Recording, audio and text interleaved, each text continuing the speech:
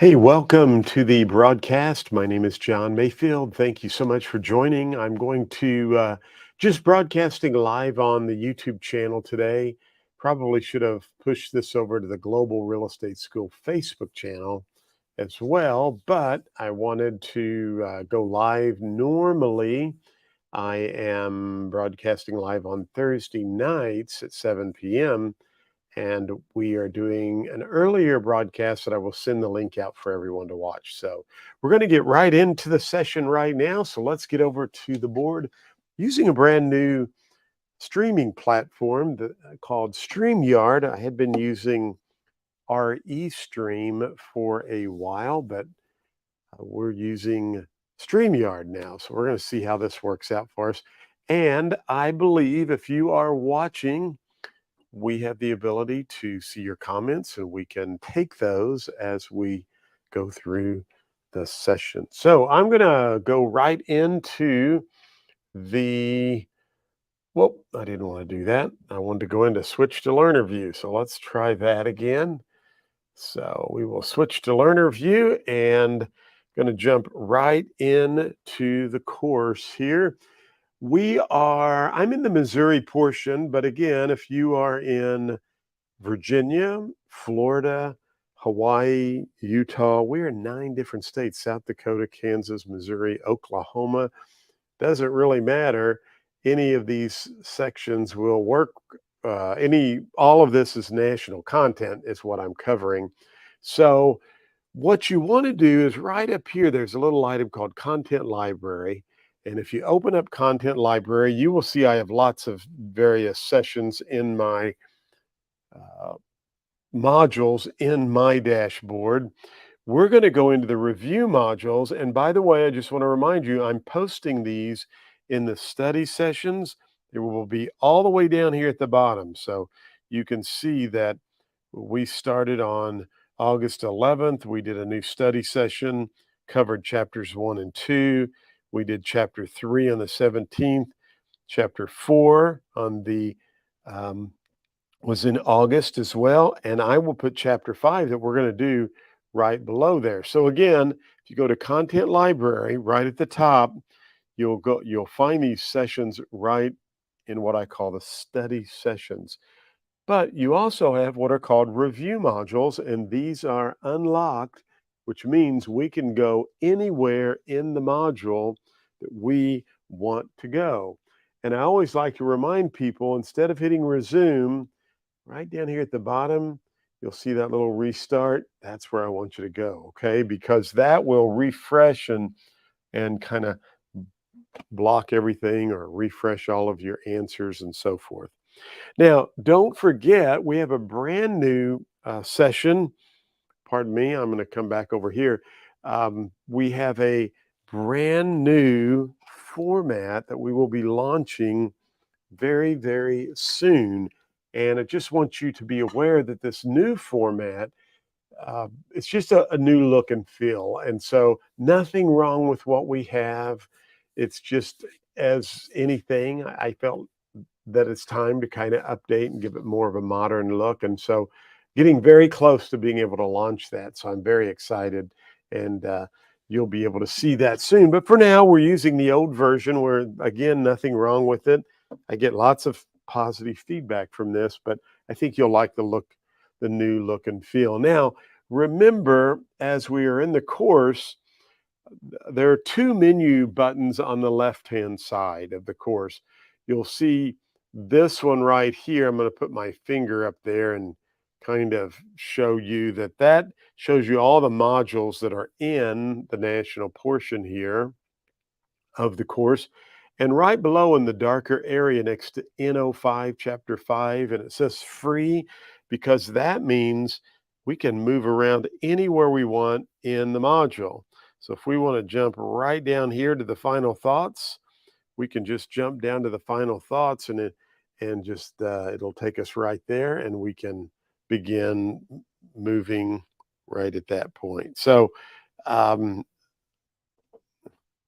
get my little, there we go. Sometimes I have to get my little pointer out here, but we're going to go back to the very first of chapter 5 and start here. I like to give you in the new version, we have learning objectives for each module. I also give you the estimated time, and then I like to remind you about resources and things that uh, the chapter has. So in chapter 5, the whole goal is for you to be able to discuss and define the business concept of sole proprietorship, and we're going to talk about corporations. I kind of briefly talked about this a little bit last week. We'll talk about partnerships and then kind of get into limited partnerships and discuss what's going on there. And then identify the differences between condominium and cooperative ownership. So, want to start first of all, and I love to use my little whiteboard that I have, and each and every week I forget to get that thing loaded up for us. So I'm going to try to bring up the whiteboard here, and we'll do a new whiteboard. And sometimes I also forget to label these. So I'm going to come right up here now and label this Chapter 5. I call it Chapter 5, Module 5, but it's all about business forms of ownership. And one of the things you need to understand for the exam is what is the difference between a corporation and a partnership? And you may see an association. You might also see what is called an LLC. That is a limited liability corporation. And then you have some businesses that set up as what we call sole proprietorship. And I'm just going to abbreviate that. Sole proprietorship. I sometimes proprietor, I'll try to spell that proprietor. Okay. Sole proprietor. I know that's not correct. So don't beat me up in the comments there. But um, what is the difference between all of these? And you need to know these for the examination. They will want to ask you questions about this. So I'm going to jump back over here to our course manual, and we're going to just take a look at some of the various business types of ownership. Okay. Now, the first type of ownership that we look at, and I know I've talked about this to some degree. Remember when we talked about, I'm going to see if this will let me write today. I was having some trouble with it before, but remember when we discussed severalty. It's a shame because I really enjoyed writing on the board here, and I had this little adapter piece, but it's not working, so I'm just going to have to go on to that. When we talked about ownership in severalty, we were talking about a single person. Remember that? So we're talking about various types of ownership. I'm having one of those computer days where weird things are happening, and that's okay. So we'll we'll get through it here. When I talk about OW ownership, and we talked about ownership by one person,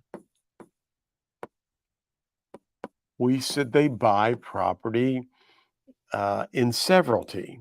Okay, one person in severalty. Now, I told you that's confusing because we have this S right here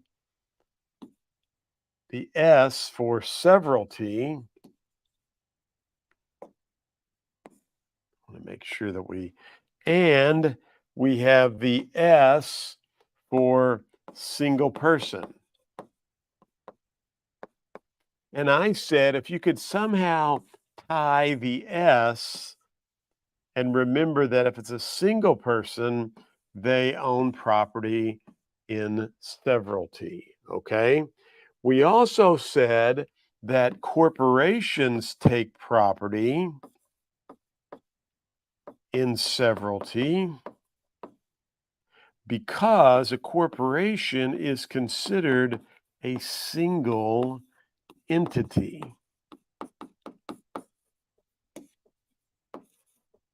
All right. So don't forget single ownership, sole person in severalty. Well, look at this. A a business that's owned by a single person, we call that a sole proprietorship. There's really no corporation, there's no partnership. It's just a single person. It's sole proprietorship. When they buy real estate, they would take property, they would take ownership if they were buying that through their business as a sole proprietorship. Okay. So just remember one person, no, for example, if you became a broker and you wanted to own your own real estate office, you have to have some type of business makeup, and you would have to vest your license as a broker with a commission. Well, you would just be a sole proprietorship if you did not incorporate or form that as an association or an LLC or as a partnership if there were other multiple owners with you. Okay. So that's called sole proprietorship. So I want you to remember that. Now, let's continue on with this and let's find out some additional details here. Some people might take property in what we call a corporation. Its ownership is one way people form an organization to own real estate. Now, there's several reasons I give you for taking ownership as a corporation. First of all, it can be centrally managed by the board of directors.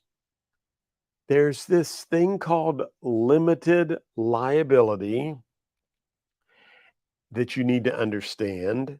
The transfer of shares can be easily sold, and stock is considered personal property.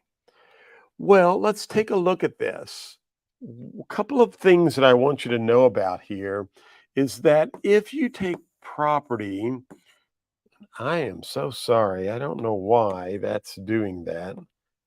If you take property, I'm going to switch pins here. Maybe that will help. As a corporation,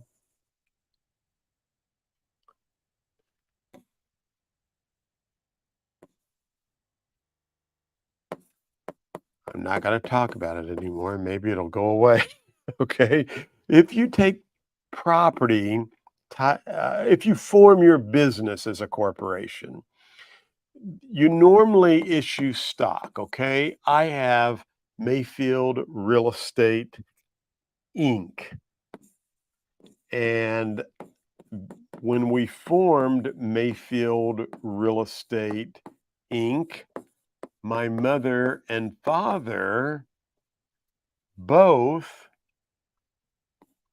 received shares to the corporation. I don't know how many shares, but they had shares of stock. When I purchased Mayfield Real Estate Inc. from my parents, they they transferred the shares to me. They sold me the shares. So I was just buying stock.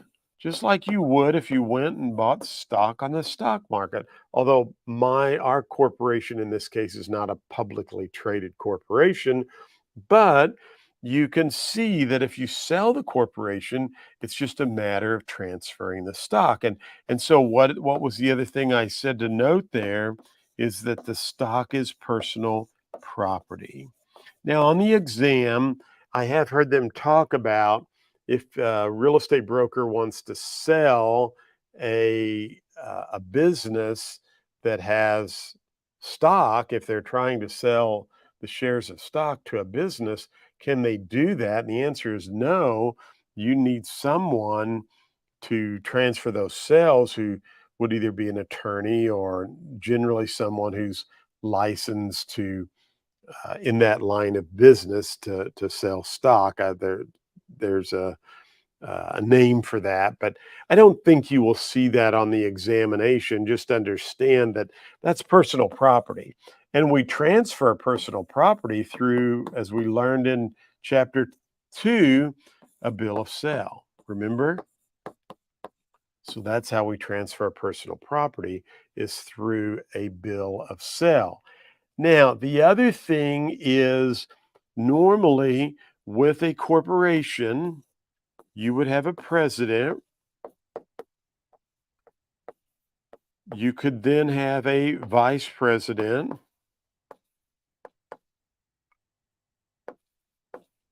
You could have a treasurer. It's on when I want to do the R. That's the weird thing about that is see when I do that R there, maybe I need to slow down. Could have a vice president, a treasurer, a secretary. I mean, you don't have to have every one of those positions. And then normally you would have the board of directors. The board of directors. And so that's what it means by the central management of the corporation is you have this board and these officers. And by the way, these folks right here would all be called. That is so weird. I don't know why that, and it won't let me, would be called officers. And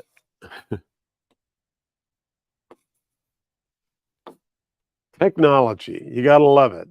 This is a Dell touchscreen.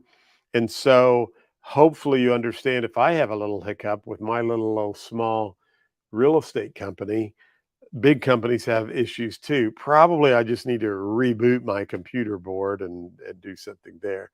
But this is corporation. Now, there's one big thing that you could see on the examination. A couple of things you could see on the examination about corporations, and we've covered many of those here. But there's two things they could ask you. Number one, there could be this thing called a double taxation with a corporation, which means if you pay dividends out to the stock owners, okay? So if you're paying dividends to the owners of the shares of the corporation or the officers, if you're paying out any kind of dividends to stockholders, they have to pay tax. And then the corporation has to pay tax. And so you can see this 1, 2,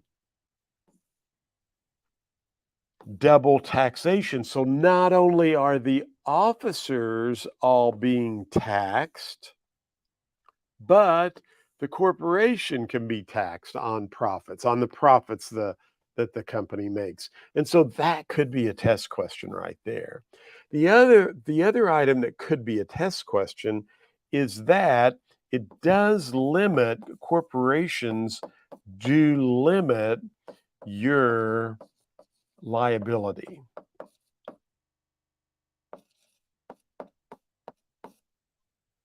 LTY.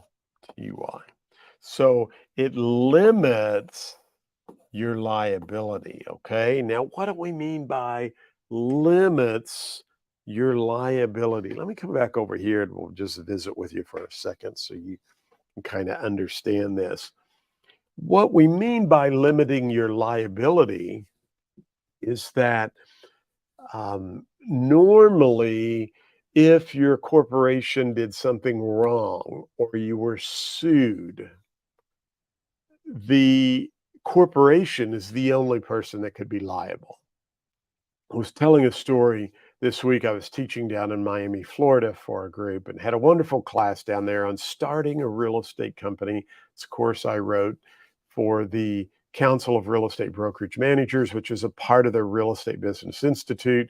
And so if you want to start a real estate company, it's a great course. I've had a real passion for this to just help brokers get off to the right foot with their corporation. And so we have a little section in there about how are you going to, when you start your company, how are you going to vest it? What kind of business, what kind of form of business ownership will you take? Will you take a sole proprietorship or will you incorporate or will it be a partnership? So here's the two differences. You, and I'm going to point at you, okay? Right now, I'm looking at you out there watching me. You're going to start your own company. How do you want to vest that company? Well, you might say, I think I just want to be a sole proprietorship, John. And I say, okay, what happens if you have 10 agents working for you? One of the agents does something really bad, and you get sued as a company. Your agent gets sued, you get sued. Even though your agent did the act, they're working for you, right?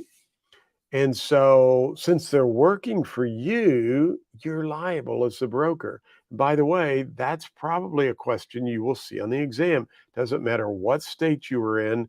If you if your agent does something wrong, you're liable as well. Okay, so we'll talk about that more down the road. So you get sued. Well, you go to court. You try to defend the case. Your agent really messed up on this. You didn't have a whole lot to do with it, but the court finds you guilty and your company's guilty. And because your agent worked for you and you should have known better and trained them better, you're liable too. And the court awards $1 million. Now I know you're thinking, wait a minute, but let's just pretend for a minute. And so they get a judgment for, against you, your company, for $1 million. You appeal it, everything else, nothing happens. You're on the hook for $1 million. Well, not only can they come after your company's assets and money, but they can come after your personal assets and money too. You could file bankruptcy, but if you have a home that's paid off or you have other assets in the bank, sometimes it's hard to hide those. And the court can see that and they could freeze your assets and you could lose lots and lots of money. However, let's just say if you were incorporated as a corporation, and remember I was talking about that item called limited liability right there in the middle. Well, in that situation, they can only come after the corporate assets. Okay. And they can't touch your personal items, your personal assets, your personal stuff. And so that's why a lot of people like to incorporate is it limits any kind of legal liability or risk. And I mean, you can do all the training you want and you can oversee your agents as much as you want. But let me tell you what, if they do something wrong, you could be on the hook for that. And so you want to document everything and you want to prove that you did the right training and you want to make sure that people and that your agents in your office know all of that, but you could still be liable. And so a corporation will limit that liability. So they may ask you some questions over those over those items right there. And just remember some of the things we talked about. Stock is personal property. When you sell you just transfer the stock. It's easy to transfer.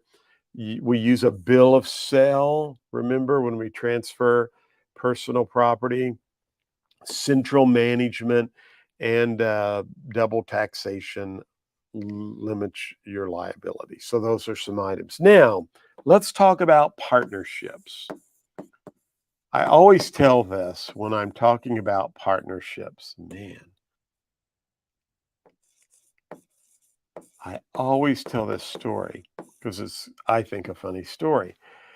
You have what is called a general partnership and a limited liability. Or pardon me, a limited partnership is what I wanted to say there that you need to know. So here's the story I always tell. I think I was a junior in college. True story, as all of my stories are true, okay?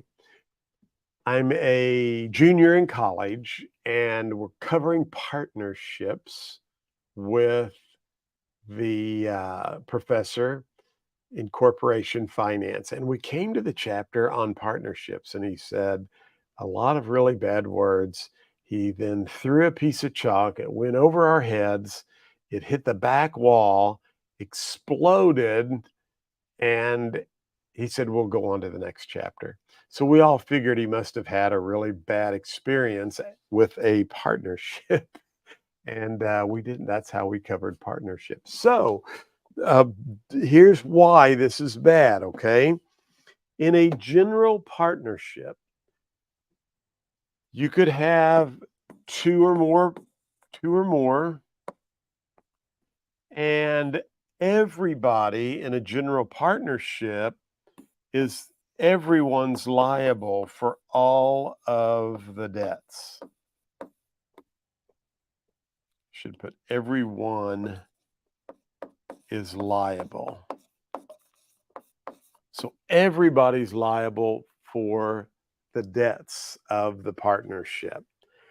So if you started a general partnership, if you and I started a general partnership and we had $1 million in debt,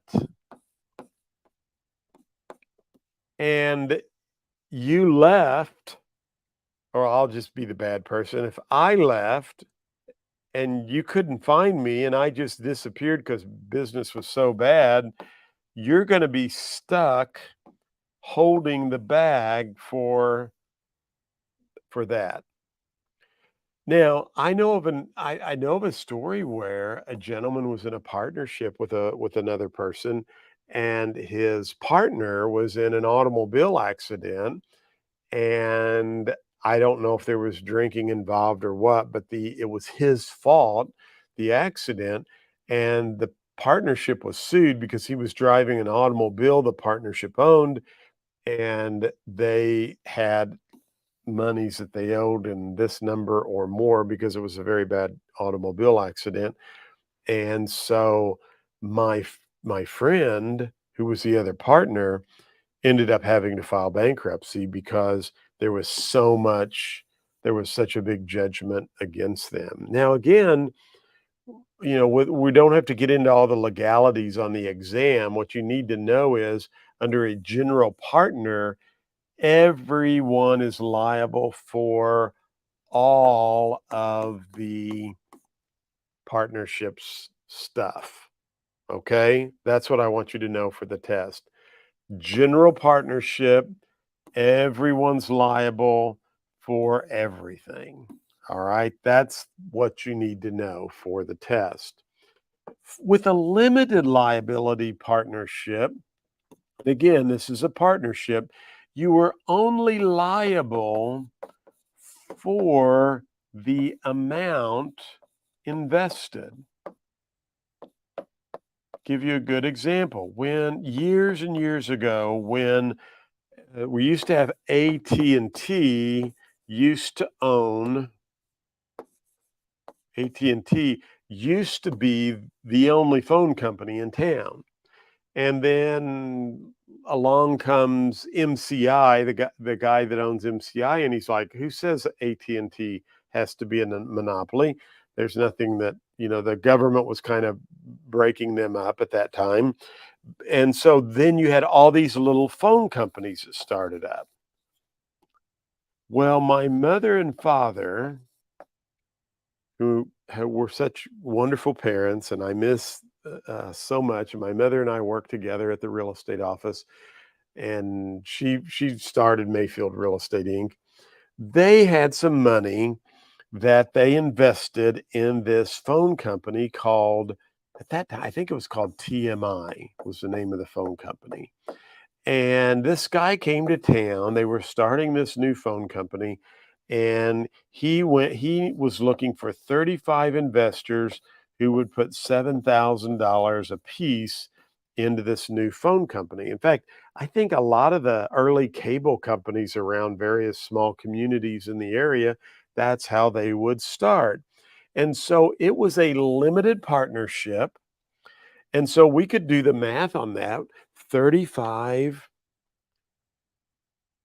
35 times 7,000 is $245,000. Well, this guy he got, he raised it. He raised it right at $250,000, I guess. And my mom and dad put $7,000 in, and some of their friends put $7,000 in because, it was supposed to be big, big money with this new phone company that everybody in town would use. Kinda like the cable when that all started. Well, the limited liability, this new company went bust, okay? It didn't go anywhere. That guy took off and, all and the company started, but it fizzled out, and that money was gone. Now, since it was a and I think that company owed a lot of money for expenses. So they had major, let's put debt. Well, since it was just a limited liability corporation, the gentleman who started this, because in every limited liability partnership, and I hope I didn't say corporation earlier. I apologize if I did. In every limited partnership, there's one general partner. So just make sure you know that.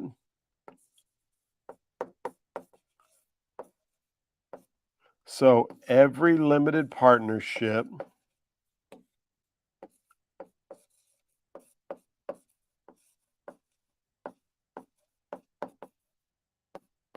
equals one general partner.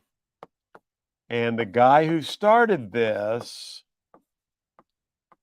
that general partner is responsible for all of the debt. So you have one general partner who's going to be liable for all the debt. All of the limited partners, like my mother and father and all those other 35 people, they can only lose, or they're only liable for their investment. So yes, my mom and dad lost $7,000. That's all they could lose. But in a limited partnership, they were not they were not responsible, them or the other partners, for all of this major debt, only the general partner. So if you get into a limited partnership and you invest $25,000 into the limited partnership, let's just say you're going to go into a limited partnership, and this is your investment.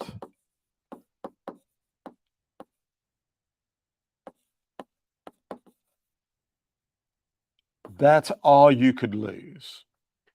I mean, you could lose. That's a maximum amount. I'm going to put that would be, how much can you lose? 25,000. Okay, so That's your maximum amount because that was your investment. So that is called a limited partnership. Now we'll go back over here to where we were, and you can see corporation. The one negative item is double taxation, and then one other important note that they're regulated in the state where they are incorporated and in the state where they do business. You could see that on the test too, so I'd write that down. Another good item. So we're talking about partnerships. Remember, general or limited, either way. And the other thing that's interesting about the limited partnership that I didn't mention there is that they're silent partners. So back here, when I was mentioning this about the 35 people, trying to get my board to, these people right here, they're silent. So my mom and dad were silent partners, and I remember them talking about they didn't like what this guy was doing. There's nothing they could do about it because they were silent partners. He was the general partner and made all the decisions. And so at this juncture here, you would be a silent partner. And I really am aggravated with my board doing that to me, but I'm trying to work through it. So I appreciate you going with me and understanding there. So just to recap, and you could read this first, a limited partnership is one way to take title to real estate. With a limited partnership, the partners are actually silent. Note the operation still requires one general partner that I just went over. They oversee the operation, they report to the other partners. And because the partners are silent, they have little say over the operation of the business. However, the advantage to a limited partnership is that each investor is liable for only the amount they have invested. For example, if you invest 10,000 in a limited partnership and the business becomes responsible for a total of 1 million, I would only lose my original 10,000 investment and no more. What about the general partner? Would they be responsible for more than the initial investment of the 10,000? Yes. And by the way, all of my slides with my course have audio, so I want you to know that. And then we talk about the general partner here. We already gone over that. The general partner would be liable for everything. Okay. Timeshare, here's what they love to ask on the exam about timeshares.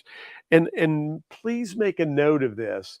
It could either be leasing or owning real estate for a designated period. And so with a timeshare, you actually and it's leasing or owning. So it could be you own an part of the year to use that condominium.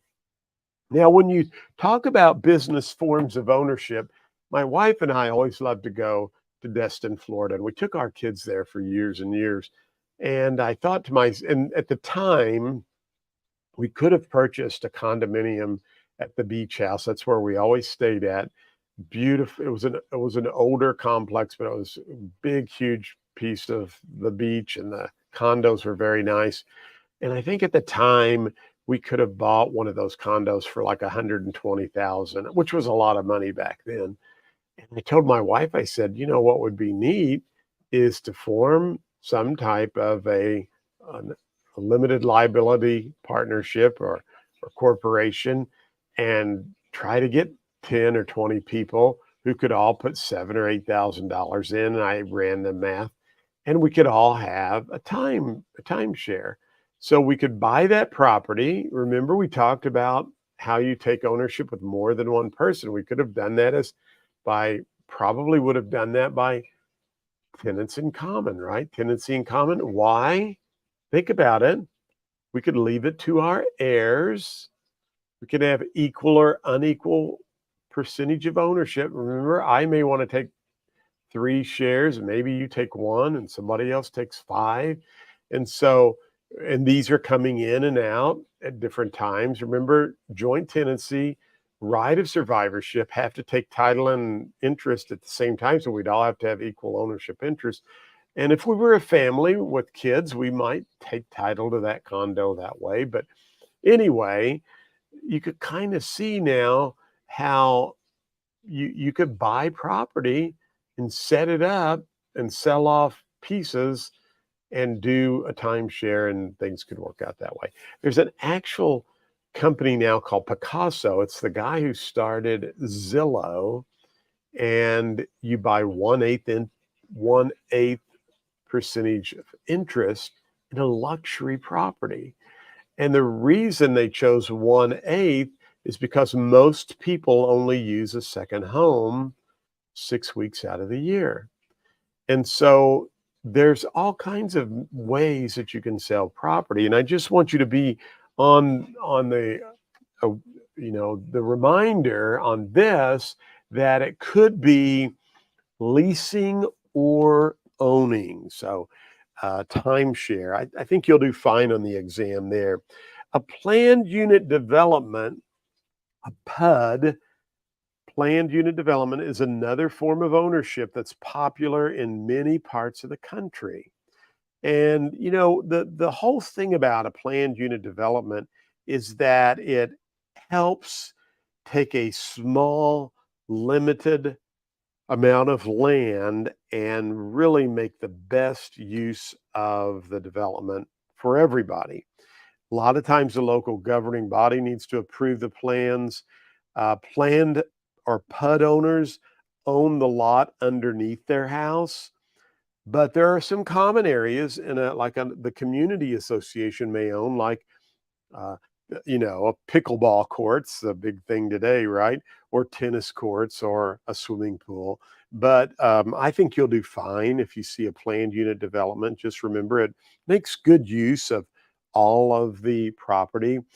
And you definitely will see some questions over condominium and cooperative. So let's go through these very quickly here. A condominium is a form of ownership that is unique to some areas.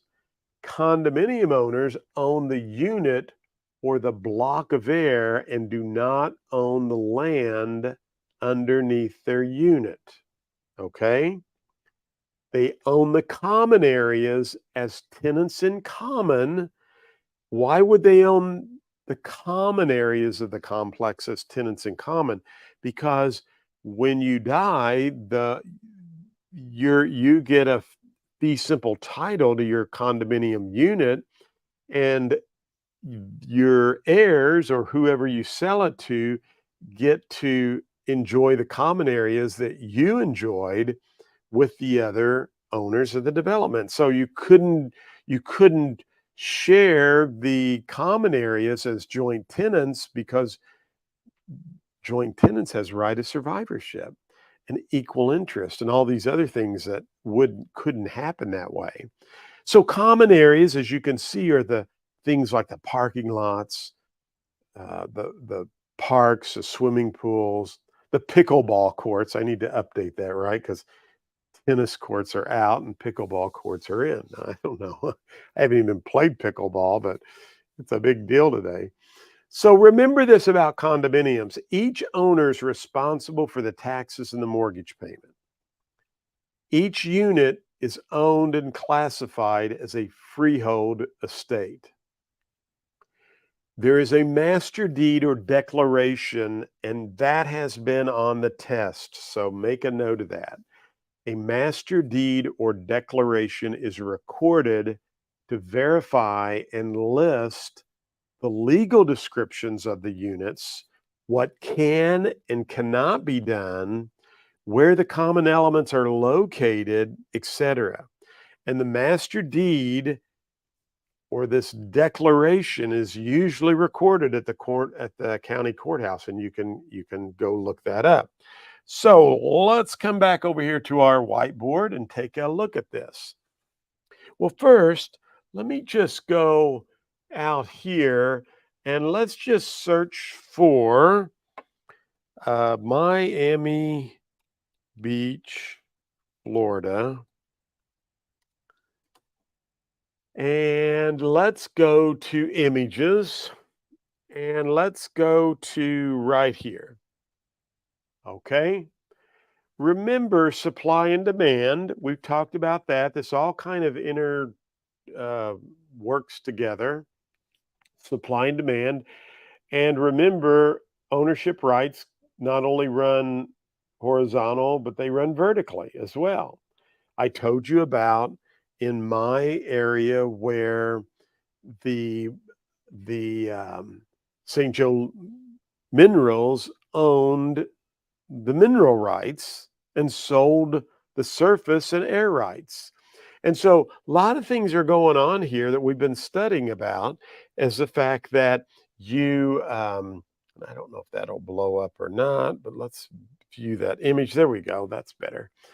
Um, Man, I wish I could mark on this so bad so I could write this, but I don't know. For some reason, it's not letting me, but I'll just try to see. Oh, there we go. Now it is. So notice these are all condominium units. And when you buy that condominium, you buy a block of air. And so if they have a pool down here, or they have pickleball courts, since I've been talking about that a lot, or whatever the parking, these are all called common areas, right? And so you own these common areas as tenants in common. Maybe this condominium complex, maybe this is all part of theirs right here. And so that's all common areas, and there's a walkway down to it. I'm just, wondering. And so because you can take this tract of ground, build a condominium up in the air, and sell off, I don't know, 400 units, let's say. Maybe there's more than that. Maybe there's less than that. This now is worth a lot of money, isn't it? And so with this condominium, this is ownership like freehold. You're buying a fee simple freehold estate. Remember, it can go on forever. You keep selling it. Fee simple, freehold. Now, these condos may allow you to do what? They may allow you to lease your property. And if you can lease your property, then there could be some non-freehold estates in there. See how this is all kind of tying together and building one on top of the other? And so the non-freehold, they have certain rights as well, but at some point that lease is going to end, right? And so I just want you to kind of, as we go back and look at chapter 5, we can see here that owners own the unit or the block of air. See that first bullet point? And do not own the land underneath the unit. They own the common areas, which we talked about, the beach or wherever. They own that as tenants in common with the other owners in the development. So all of these people in this building own all of the common areas as tenants in common with everyone else. Common areas are things like parking lots, swimming pools, and so forth. And you can see here that each owner is responsible for taxes and mortgage. Why? Because you're buying that block of air. It is real estate. Remember, when you buy real estate, remember what I told you, you not only buy the surface rights, but you own everything down to the center of the earth and everything out into infinity. I took a picture yesterday coming back from Miami because we were flying right over, and there used to be a city or a neighborhoods, but Lambert extended out a number of years ago, and so you can see the old streets and the where the houses where they tore down. Well, Lambert had to buy all of that property because the new runway was was in there. You own that above. That's your space. Now, normally a plane can fly over your house and you can't stop them from doing that. But if they want to expand the runway and now they're going to really be flying right over your house, well, they have to buy your house. And remember, we talked about that as well. How do they go about doing that? Through condemnation. They condemn the property, has to be for the good of the public, just compensation, and due process of law. That's part of police power. Condemning is how they can take the condemnations, how is how they take the property, the legal, and police power is the the method of the process there. So the method of taking it, method of acquiring is through condemnation. The process is what we call um, eminent domain. Pardon me. So there we go. Which is, I said police power earlier, and that's a whole nother thing, but eminent domain. There's a lot of terms you have to know for the exam, isn't there? All right. So hopefully this is making sense. And you can ask some questions if you have any in the chat, and I can answer those for you. If you are watching this at another time, just ask a question there. It sends me an email and I'll get that to you, or you can email that to me directly if you're one of the students in the class. So I think you've got the email address, but I wanted to just show you how condominiums kind of work and the process there because it's interesting concept and it's a big deal today. A lot of people are buying condominiums, and now there's this company called Picasso, and you can buy a luxury condo and get a 1/8% ownership interest in it, which is kind of interesting.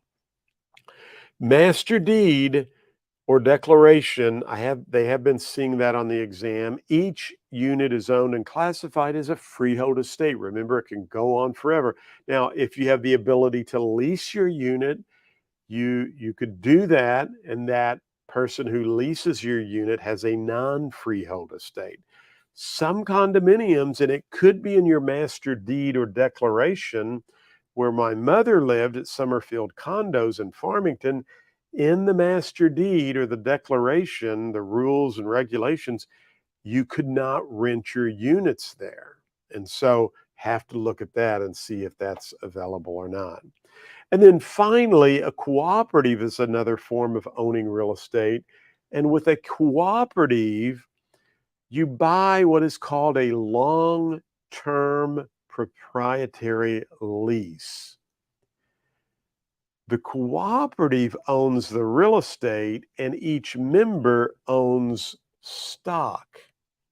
So if this were a cooperative, the cooperative actually owns the building. And this apartment right up here, if you were going to uh, buy in the cooperative, you would buy stock. Okay. But remember, the cooperative owns the entire building. Well, in this example, it's kind of interesting because notice each member owns stock. Remember, stock is also called personal property. Don't forget that. And and so you get a long-term proprietary lease.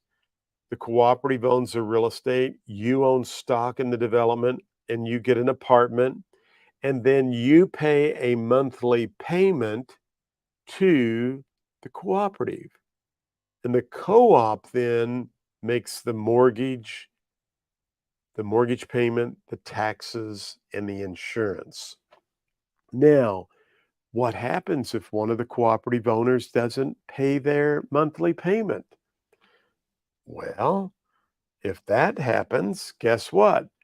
Each co-op member in the building must make up the payment difference for the defaulting member. So, if you're in a cooperative like this and there's a bunch of people who aren't making their payment and you've got obligations of taxes and insurance and everything else, well, you're going to have to help make that payment. Okay. So remember, cooperative is a long-term proprietary lease. It's stock. A condominium is a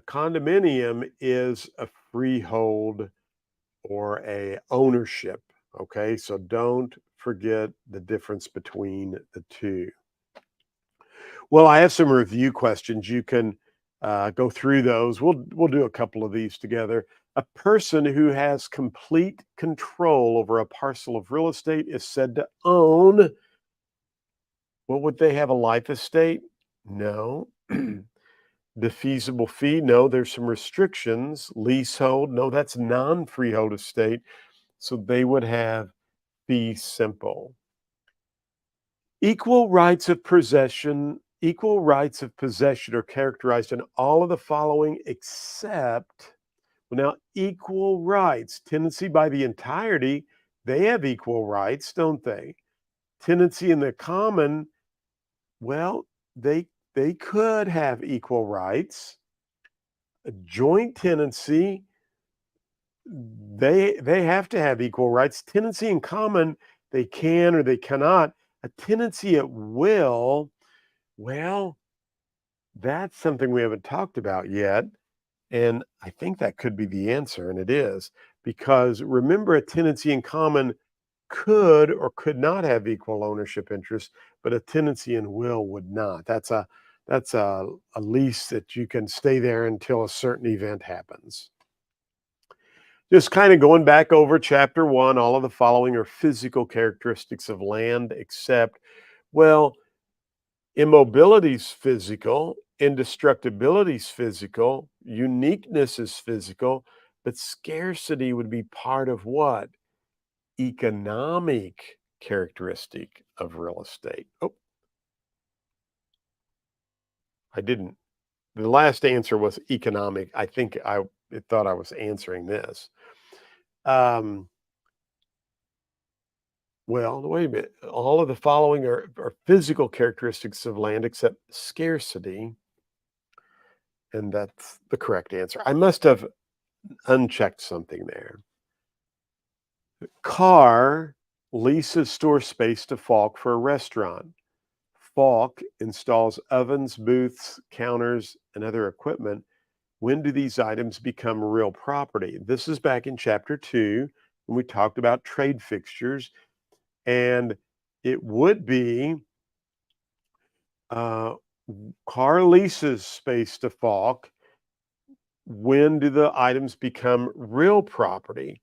Well, it would probably be when the lease expires, because remember, Falk would need to get that out before the lease expires. Our new format actually really I love, because you'll be able to look at the questions and see their original choices and everything. The limited partnership method has become a popular way of owning real estate because of all of the following, except, now remember, unlimited liability, this is all of the following except, well, direct pass through of profits, yes, that is a popular way of owning real estate. And by the way, sometimes people say, well, you didn't talk about direct pass through of profits. This is where you take other good notes, okay? So as you go through and you see something that maybe we didn't cover, well, we cover it in a question, take a note of that. Limited liability partnership, another good way is through direct pass. Limited liability, no management responsibility. But we know off the bat that unlimited liability is not one of the characteristics of a limited partnership. It's only limited liability. So, all of the following except what I chose, unlimited liability. These questions can get worded weird sometimes. A creditor may seek satisfaction of a debt from personal assets of each co-owner of, well, remember, a general partnership, you could seek the debts of all the co-owners. A corporation's, and notice it says personal assets. Remember, a corporation hides that. A cooperative would hide that. A limited partnership would hide that general, would hide those personal assets, but a general partnership would not hide personal assets. In a gift of a parcel of real estate, one of the two owners was given an undivided 60% interest. The other owner received an undivided 40% interest. The two owners hold, well, they cannot be joint tenants because you have to have equal shares. Cooperative owners, equal shares. Tenants by the entirety, husband and wife, equal shares. But remember, tenants in common, you could have one that had 60% and one that had 40%. So I told you last week, look for those little key things that you can pick those out on. The grantor of a life estate may retain they can have it revert back to them. That's called a reversionary estate. They don't retain a fee simple defeasible. They don't they don't retain a remainder estate. That's something we haven't. And less than freehold is like leasing. So I believe the answer is reversionary estate, and it is. I haven't done these questions for a while, so I could also mess up here. A married woman and an unmarried man may not own real estate as well. They could be limited partners, but remember, tenants by the entireties, that's husband and wife. Joint tenants, they could. Tenants in common, they could, but they may not own as tenants by the entirety because they are not married. The purchaser of a property in a planned unit development will usually receive all of the following except, well, they will get a share. That's true, a share in the common elements. They will get title to the land. Remember, I told you that, and an interest in the unit owners association they get, but a proprietary lease for the unit to be occupied, that's more of a cooperative, not a planned unit development. See how many more we have here. Try to go through and give you some. Well, we got quite a few more, so you can see there. All of the following are physical characteristics of land except scarcity. We did that one already. These come from a test bank that I have, so normally you'll see different questions. That we covered as well. I may have to look at that and see what's going on. I may be going back through the wrong. See down here. We'll do a couple more. Here we go. Which of the following is true of a cooperative? Each cooperative owner owns a prorated share of the common elements. Well, that's true. Property taxes are billed directly to each cooperative owner. No, remember, the cooperative gets the taxes. And if somebody doesn't pay, you got to pick up the tab. A cooperative owner has the unrestricted right to sell his or her unit. That's not true. You have to go through your board there. And a cooperative is considered to be personal property. And so that is true. I think that's the answer. It is. And then Jim owns a cooperative and Susie owns a condominium. Both Jim and Susie uh, own real estate, must full-time, must pay assessments. That's a tough question. Must pay assessments, must live full-time in their units. Well, I don't think that's an absolute. Owns shares in a corporation. Well, condominium, Susie doesn't own shares in a corporation, so that's not true. Own real estate. Well, Jim owns a cooperative. He has a long-term proprietary lease, so they both must pay assessments. And I don't know what I did there, but we'll end right there. But I know that was the right answer. I'm having technical difficulties today. Well, that wraps up chapter 5 for us and gives you some things to think about. I hope this was helpful for you. I apologize, I've had some technical difficulties, but we did try to go through this kind of slow, and hopefully some of my explanations and stories were helpful. And I hope the broadcast worked out okay. Remember, if you have any questions, feel free to reach out to me. I see a couple of questions that came in here. Eli says, hello, thank you for this, and thank you for the class. And you're welcome, Eli. Thank you for joining us. I appreciate that as well. Well, listen, keep studying hard. I'll be back next Thursday night, 7 o'clock. I'm going to try to stream a lot this next week, but reach out to me if you have any questions. Keep working hard, and I will talk to you later. Have a great day, and thanks again for watching.